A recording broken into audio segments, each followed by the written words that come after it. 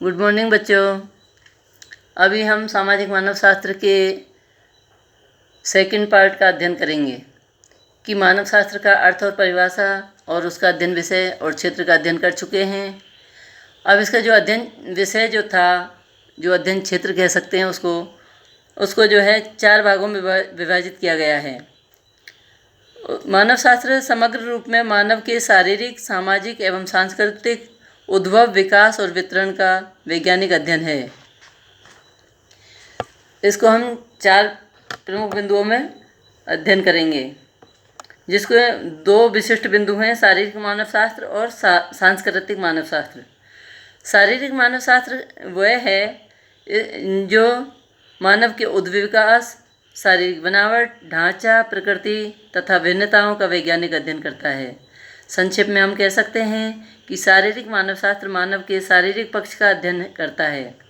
किन किन स्तरों से गुजरकर मनुष्य पशु जगत से पृथक हो गया और फिर प्रथम मनुष्य होने के समय से वर्तमान समय तक उसके शारीरिक लक्षणों में कौन कौन से परिवर्तन हुए, इन समस्त विषयों का अध्ययन शारीरिक मानव शास्त्र करता है।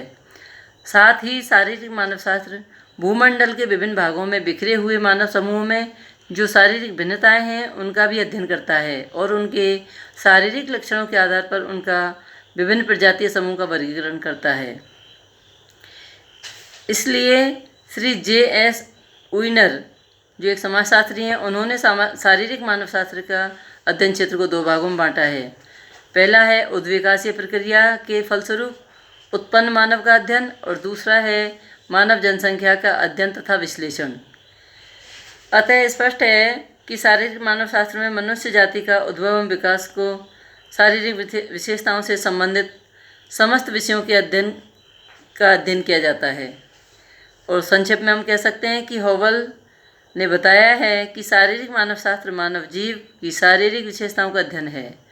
और दूसरा जो है मानव शास्त्र का भाग वो है सांस्कृतिक मानव शास्त्र। इस प्रकार सांस्कृतिक मानव शास्त्र जो है उसके अध्ययन क्षेत्र के अंतर्गत मानव संस्कृतियों की समस्त वास्तविकताएं आ जाती हैं, चाहे वह संस्कृति आदिकालीन संस्कृति हो या किसी सभ्य समाज की। संस्कृतियों की उत्पत्ति, उनका विकास तथा विस्तार किस प्रकार होता है, संस्कृति के द्वारा मानव का अनुकूलन अपनी प्राकृतिक तथा सामाजिक परिस्थितियों से किस प्रकार संभव होता है, समय बीतने के साथ साथ तथा संस्कृतियों के संपर्क में आने पर सांस्कृतिक परिवर्तन किस प्रकार होता है, किस प्रकार एक संस्कृति में जन्म लेने के बाद व्यक्ति धीरे धीरे अपनी संस्कृति के ढांचे में ढलता चला जाता है और किस ढंग से मनुष्य की यह सामाजिक विरासत एक पीढ़ी से दूसरी पीढ़ी को हस्तांतरित होती रहती है। इन समस्त विषयों में सांस्कृतिक मानव शास्त्र विशेष रुचि रखता है। अतः स्पष्ट है कि मानव शास्त्र के अधिकार, निर्माण कला, धर्म, विश्वास, रीति रिवाज, कला, साहित्य, सामाजिक, आर्थिक तथा राजनीतिक संगठन एवं संस्थाएं, इन सबके अंतर्निहित नियमों तथा सभी का अध्ययन सांस्कृतिक मानव शास्त्र के विशेष क्षेत्र में किया जाता है। इस प्रकार सांस्कृतिक मानव शास्त्र का अध्ययन क्षेत्र अत्यंत व्यापक है। इसलिए विज्ञान प्रमुख रूप से 4 उपविज्ञानों में विभाजित है। पहला है पुरातत्व, दूसरा प्रजाति शास्त्र, तीसरा भाषा विज्ञान और चौथा है सामाजिक मानव शास्त्र। पुरातत्व शास्त्र का जो अध्ययन करेंगे वो है कि 1 शताब्दी पुराना पुरातत्व शास्त्र शाब्दिक अर्थ इसका यह है कि प्राचीन का अध्ययन। अधिक स्पष्ट रूप में हम कह सकते हैं कि पुरातत्व शास्त्र खुदाइयों से प्राप्त कंकालीय तथा भौतिक अवशेषों के आधार पर प्राचीन मानव तथा उसकी संस्कृति की उत्पत्ति, उत्थान अथवा पतन का अध्ययन करता है। दूसरा है प्रजाति शास्त्र।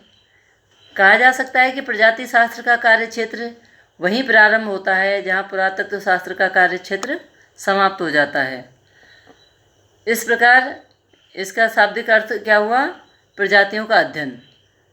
परंतु प्रजाति का वास्तविक अर्थ परिचय नहीं है। हॉवेल कहते हैं कि प्रजाति शास्त्र प्रजातियों का अध्ययन नहीं है, यह कार्य तो शारीरिक मानव शास्त्र का है। प्रजाति शास्त्र संसार की संस्कृतियों का अध्ययन है।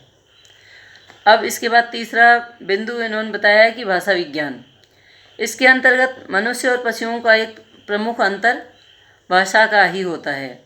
भाषा मानव संस्कृति का प्रमुख अंग होती है।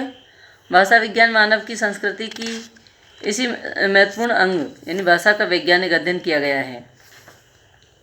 और चौथा प्रमुख बिंदु है सामाजिक मानव शास्त्र।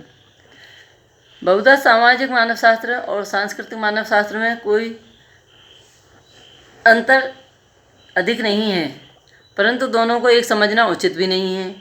जैसे हम पहले बता चुके हैं कि सांस्कृतिक मानव शास्त्र का अध्ययन विषय मानव की संपूर्ण संस्कृति है, इस प्रकार इसका क्षेत्र अधिक व्यापक है। सामाजिक मानव शास्त्र उसकी एक शाखा मात्र है। समझ में आया? क्योंकि इसके अंतर्गत केवल संस्थागत सामाजिक व्यवहार, पारिवारिक, सामाजिक और राजनीतिक संगठन, न्याय व्यवस्था आदि आते हैं। यह संपूर्ण संस्कृति का अध्ययन नहीं है। मानव शास्त्र का अध्ययन क्षेत्र संपूर्ण मानव है।